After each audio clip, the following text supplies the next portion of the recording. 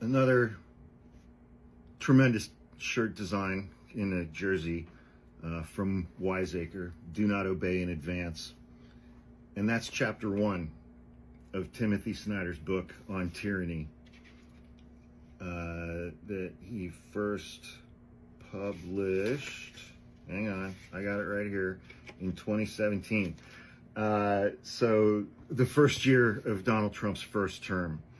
I mean, what is Do Not Obey in Advance? So I'm going to read this little section. Most of the power of authoritarianism is freely given. In times like these, individuals think ahead about what a more repressive government will want and then offer themselves without being asked.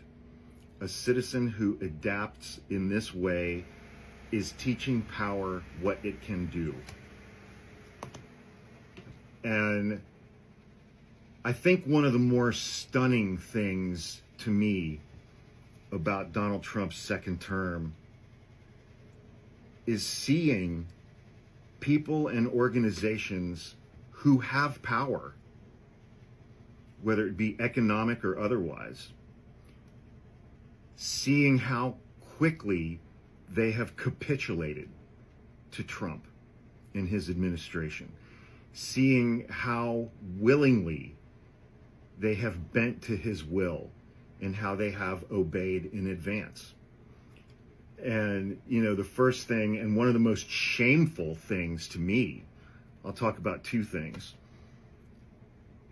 When Trump started issuing his executive orders against law firms, big, powerful, international law firms that have been around for 100 years or more. I mean, I've been an attorney for 26 years, and, you know, and I went to law school in Ohio, and I did fine, and I graduated. But these are the kind of law firms I would never in a million years be able to get a job interview at any of these firms when I was coming out of school, because I didn't go to Harvard. I didn't go to Yale, you know, and schools like that. I didn't go to the Ivy League.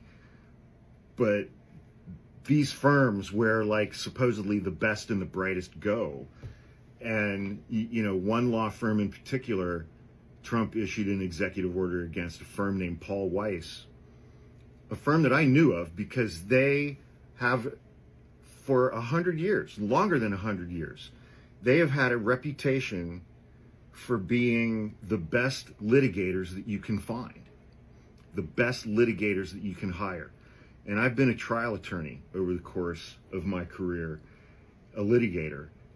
And, you know, these were the best trial attorneys that you could get because they fight in court. And when Donald Trump issued an executive order against their firm for people who no longer even work there anymore, what did they do? They didn't fight him in court.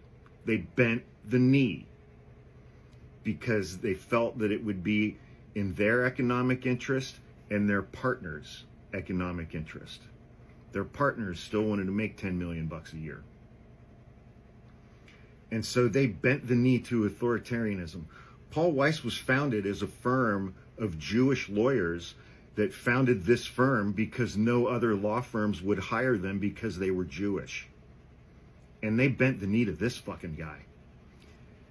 The 4 law firms who had executive orders issued against them who fought back in court all won. They all now have permanent injunctions against the executive orders issued against them by this administration, by Donald Trump. They fought and won. Are you going to hire litigators who won't even fight this administration on their own behalf? I wouldn't. The other capitulation that has been profoundly sad to me is the media. And the first one of those was ABC, Disney. Donald Trump had sued George Stephanopoulos and ABC for an interview that took place in March of last year.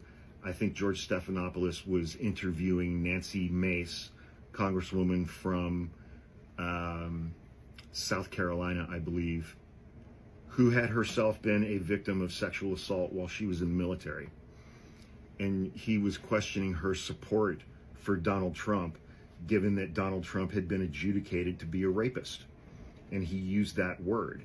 And Donald Trump sued for defamation.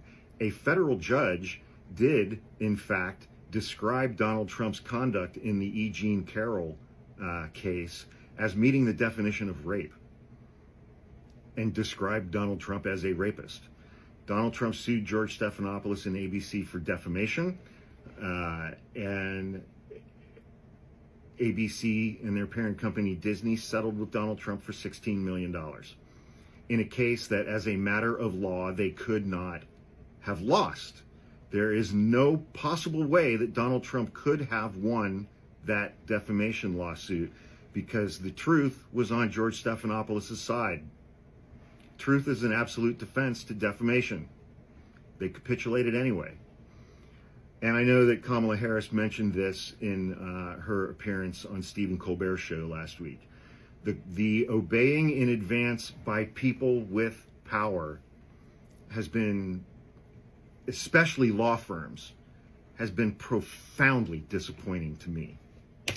We do not have to do that, and I am not going to. Fuck Donald Trump. And fuck you for voting for him.